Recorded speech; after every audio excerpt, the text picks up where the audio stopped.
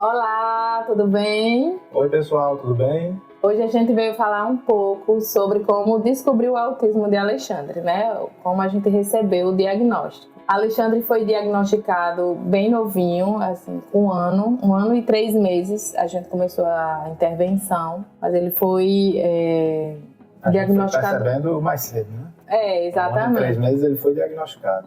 Isso. Ele tinha atraso, né, no desenvolvimento global, ele não falava, ele não apontava, não tinha um contato visual bom, né? Ele também tinha fixação, né? Na época a gente não sabia o termo, né? Mas era hiperfoco em ventilador.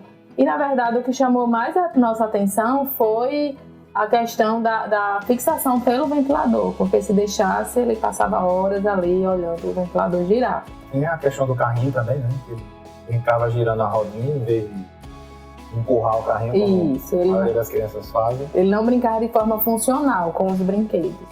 Aí foi uma coisa também que chamou a atenção, né, amor? E foi através, né, de uma pessoa da família que indicou. Na verdade, a gente foi perguntar, né, o que ela achava da gente procurar um psicólogo para saber se estava tudo bem, porque a gente estava percebendo umas coisas diferentes, né? Que até então não tinha visto em nenhuma criança que a gente conhecia, que convivia. Aí ela, não, vá procurar, mas na verdade ela já sabia, né? Suspeitava, mas não quis falar assim diretamente porque tinha medo da nossa reação. Eu acho que é uma questão que até hoje, né, das pessoas têm esse receio de falar para a família, que nota algumas diferenças no seu filho, mas fica com medo, né, de falar, ser invasivo, a família não receber bem, né, esse feedback, essa orientação de procurar um profissional. Mas nós, né, somos muito gratos por ter tido essa pessoa nos incentivar a procurar ajuda. Então, a Alexandre passou por 3 neuros. Foi um pelo plano, onde a gente recebeu o diagnóstico. Primeiro a gente foi no psicólogo, né? Sim, é verdade. Estou atropelando. A gente foi no psicólogo e... Não deu certo, o primeiro psicólogo disse que não tinha o que fazer, porque Alexandre tinha menos de 1 ano e era não verbal. Era não verbal e ele só podia tratar se conversasse com a criança, só que, na verdade, a gente procurou o profissional errado, né? A linha dele não era a linha certa. Mas aí ele indicou uma outra profissional, então ela nos orientou também a procurar um neuro, né? Então a gente foi atrás desse neuro. O primeiro neuro foi pelo plano. Ela só não deu muito certo, mas assim, ela indicou, mandou a gente colocar ele na escola e passou terapias que hoje a gente chama de complementares. Tá na creche, né? Não era na escola. Ela perguntou se ele ia pra creche, né?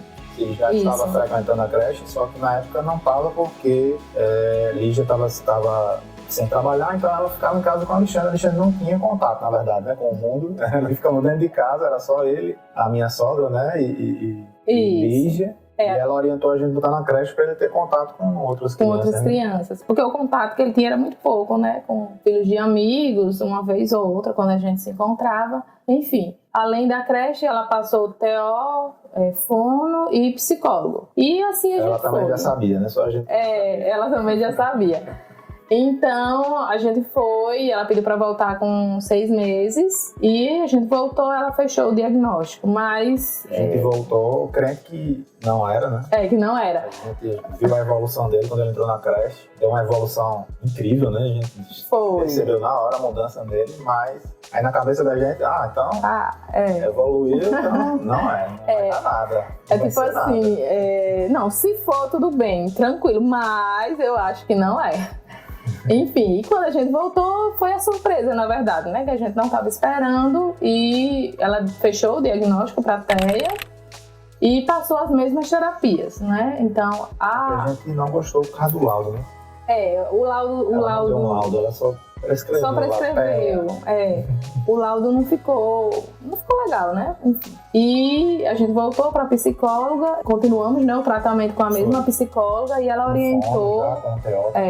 Aí tanto a fono quanto a psicóloga nos orientou a pegar um laudo mais detalhado para poder entrar pelo plano, para tentar conseguir. Na época, estava chegando aqui em Natal, né? Imagino que isso há 8 anos atrás, né? Estava chegando o ABA e... A terapia, né? A terapia ABA. E a gente no início teve um pouco de resistência, por falta de conhecimento, óbvio. Mas tem a gente... informação desencontrada, né? Inclusive na internet, na época, não sei, hoje deve estar bem mais evoluído, mas na época a gente encontrou muita informação negativa sobre a ABA. Ficou até com medo, né? E relatos de algumas mães também, né? Dizendo, Lígia, não coloca porque ele vai ficar robotizado. Exatamente. Mas enfim, a gente quis procurar uma segunda opinião e foi pelo SUS, né? Também ele passou por uma avaliação global, que também fechou para a TEA. E posterior a gente foi... a gente ainda não teve o laudo que a gente precisava, né? Para pedir ao plano a terapia completa. Aí a gente teve que pagar, né? Pagar particular um médico em Recife, porque... Por indicação, né? Por indicação, exatamente. Indicação da fono na época. E falou que em Recife era mais... Realmente em Recife estava muito mais avançado do que Natal, né? Nessa questão de autismo. E a gente acabou procurando um psiquiatra lá de Recife para conseguir esse laudo. Pronto, foi daí que a gente recebeu um laudo completo, detalhado, dizendo tudo que ele precisava, e o plano negou, né? A gente teve que judicializar e Alexandre teve o direito à aba, tanto domiciliar quanto escolar, né? Na época na creche. Todos os dias, né? Todos os dias, 4 horas na escola, 2 horas em casa. Então aquela terapia bem intensa, né? Intensiva, na verdade. E foi aí que a gente realmente começou a ver a evolução de Alexandre. Mas assim, no início, voltando um pouquinho para o início, né, um assunto que se fala muito quando se recebe o diagnóstico, sobre o luto pós-diagnóstico, né? A gente não passou muito por isso, né, amor? Você menos do que eu. Eu um pouquinho mais. Tipo... A gente idealiza, né, quando a gente quer ter o nosso...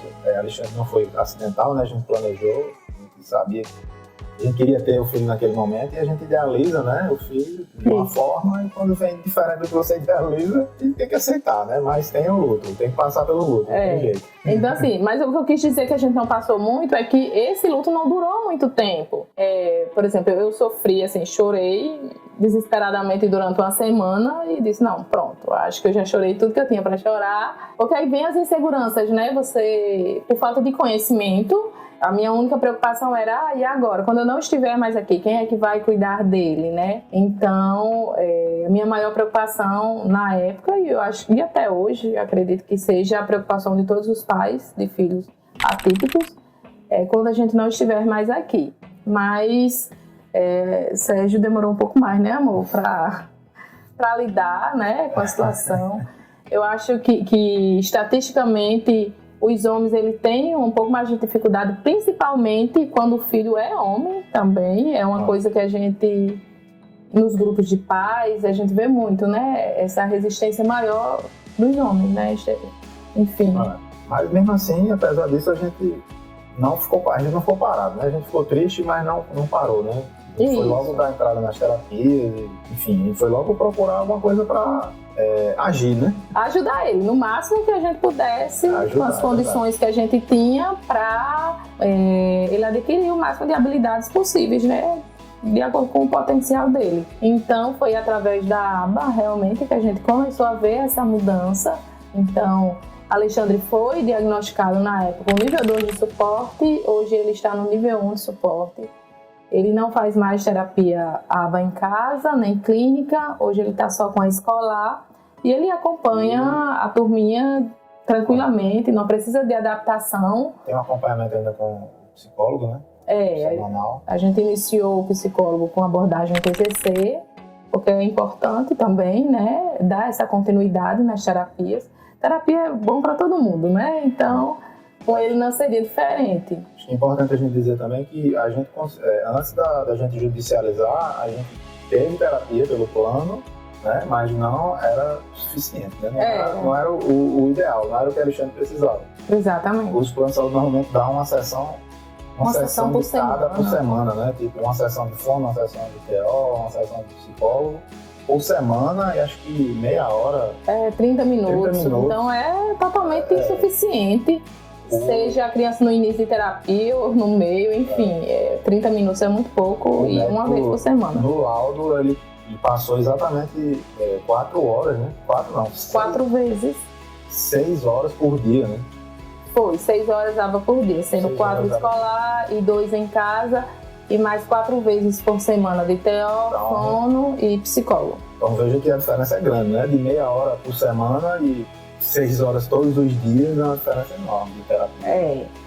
Então, assim, hoje, infelizmente, para quem está chegando agora, está mais difícil de conseguir, mesmo que judicializado, principalmente escolar e domiciliar. Na clínica consegue, tem se conseguido, mas mas no ambiente natural da criança está mais difícil.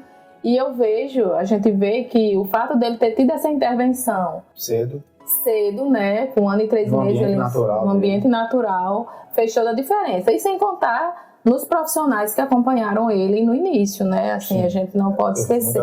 Excelentes profissionais. Excelentes profissionais. Então, assim, a gente é muito grata, assim, ó, de coração a vocês. E, assim, mesmo que hoje não tenha a possibilidade de aba domiciliar, é importante que as pessoas procurem aba na clínica, né? Exatamente. Não é o melhor, mas ainda é. Mas ainda é melhor do que ficar só com as complementares, né? A criança realmente precisa. Ou sem nada, né? É bom que faça terapia. Isso. E assim, o quanto mais cedo, melhor. Quanto mais cedo começar a intervenção, melhor. Então, assim, hoje Alexandre é um menino de 9 anos, super inteligente, desenrolado, né? Sim.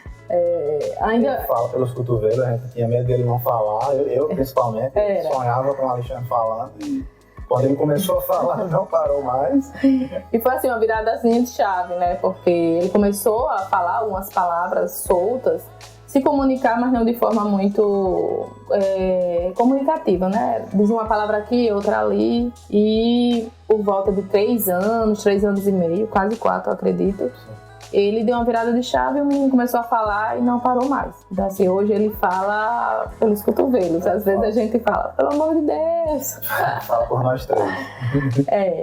Mas o que eu quero dizer é que o diagnóstico ele não é o fim, pelo contrário, ele é o norte, né? Para onde você seguir. É a bússola, né? Para onde você seguir. E o que você pode fazer é dar o máximo que você puder para que o seu filho tenha um acompanhamento adequado. Estudar é importante, uma coisa que é primordial, é estudar sobre o autismo. Até para você avaliar se o seu filho está tendo uma intervenção de qualidade. Né? Porque assim, além da terapia clínica, né, você tem que dar continuidade às terapias em casa, né? Então, assim, a parte dos pais também, né? Não é só o profissional. Isso, exatamente. Porque funciona quando família, clínica e escola andam de mãos dadas. Então, assim, a probabilidade de sucesso é muito maior. Então, assim, é extremamente importante, primordial que estude sobre o autismo, estude sobre tipos de intervenções, saiba para poder analisar se o profissional está aplicando corretamente, se o currículo da criança está adequado para o que ela necessita. Então, assim, o segredo é estudar e paciência. Era isso que eu ia dizer também, essa parte dos profissionais, principalmente, porque eu não sei como é nas outras cidades, a gente mora em Natal, né? Natal é uma cidade, é a capital do Rio Grande do Norte, mas ainda é uma cidade provinciana, né? Ainda somos o fim do mundo aqui, mas do diagnóstico para cá cresceu muito, né? Tiveram muitos profissionais que se especializaram nessa área e, enfim, profissional, vocês sabem como é. Tem profissionais e profissionais, né? Tem os bons e tem os ruins, e tem os mais ou menos. Então, você tem que estudar para você saber realmente se aquele profissional está fazendo o correto, né? Está fazendo a coisa certa, para você não acabar perdendo tempo, né? O principal é você não perder tempo com a terapia do seu filho, né? Exatamente, porque perdendo tempo a criança, o maior prejudicado vai ser a criança. Então é indispensável que estude sobre o autismo. Grupos de pais, né? Entrar em grupos de pais, se precisar de apoio, né, assim, então os grupos, eles são muito acolhedores, eu participo do monte, né, então...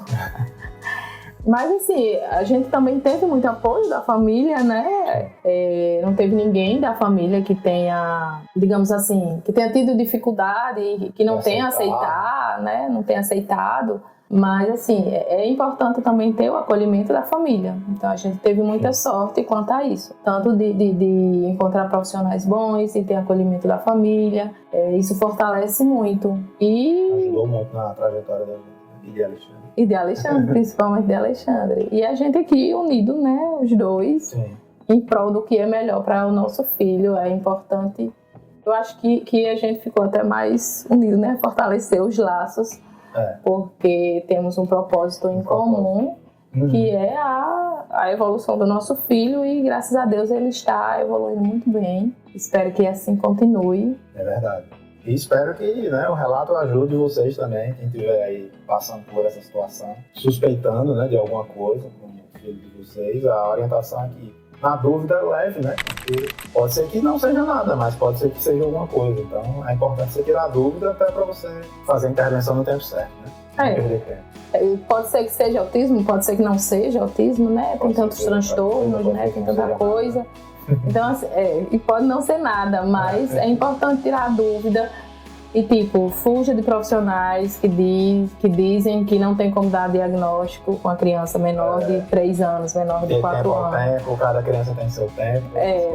Não tem. Então, assim, hoje os estudos dizem, né, nos diz hoje que a partir dos 6 meses, 6, 9 meses, já é possível rastrear, né, identificar traços do autismo. Então, se o profissional diz, é muito novo ainda, tem 1 ano, tem 2 anos, tem 3 anos, não tem como fechar o diagnóstico, procure outro. Por causa da idade, procure outro. Porque os estudos estão aí, estão nos mostrando que é possível, sim, diagnosticar a criança ainda bebê, né? E a gente tem conhecidos, né, que a criança é acompanhada desde pequena e mesmo assim só foi conseguir diagnóstico na idade dela. Agora com 8, 9 anos, né? Então, assim, é de extrema importância que, se tem dúvida, procure ajuda. E se não for nada, ótimo, né? Tudo bem. E se for alguma coisa, vamos trabalhar. Correr atrás. Vamos ver o que a gente pode fazer, né? Para ajudar essa criança. Porque enquanto a gente está se negando, quem está sendo prejudicado é a criança, né?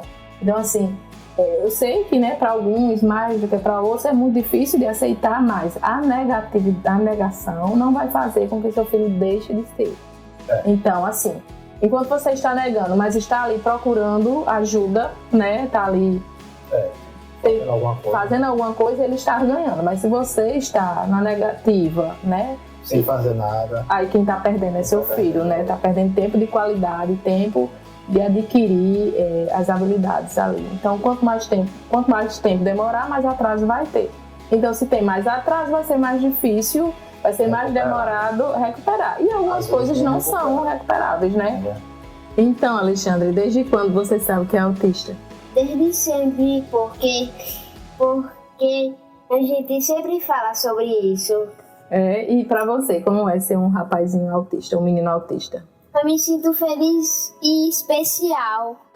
É tranquilo pra você? Sim, é tranquilo. Seus amigos sabem que você é autista? Alguns. Alguém já lhe perguntou? Algum amigo já lhe perguntou se você é autista? Não me lembro. Quer dizer alguma coisa pro pessoal? Pessoal, desde que eu nasci, eu sou autista e eu fico muito feliz de saber disso, porque eu me sinto muito especial e eu acho que eu sou o único que sou autista. Não, você não é o único. Né? Tem muitos autistas. Eu sei, mas você se sente único. Mas eu me sinto único. Então tá certo. Manda um beijo pro pessoal. Tchau, até a próxima. Pronto, então é isso. Se vocês quiserem saber mais alguma coisa sobre o diagnóstico, a gente tentou fazer um relato rápido, né? Então, se vocês quiserem saber de mais alguma coisa sobre o diagnóstico, sobre autismo, sobre qualquer coisa relacionada a isso, é só deixar nos comentários que a gente pode gravar um outro vídeo falando um pouco mais. Então é isso, pessoal. Deixe seu like, se inscreve no canal. E compartilhe esse vídeo com seus amigos, né? E seus familiares, que você acha que precisa ter acesso a essa informação, né? E não deixe de nos acompanhar, né? Que a gente vai ter muitos conteúdos aqui, né? A gente está pretendendo fazer receitas, outras informações, brincadeiras, a rotina de Alexandre, né? E outras coisas. Então fique ligado aqui. Aqui na tela deve aparecer outros vídeos também para você assistir. E é isso, né? Até a próxima. Tchau, tchau.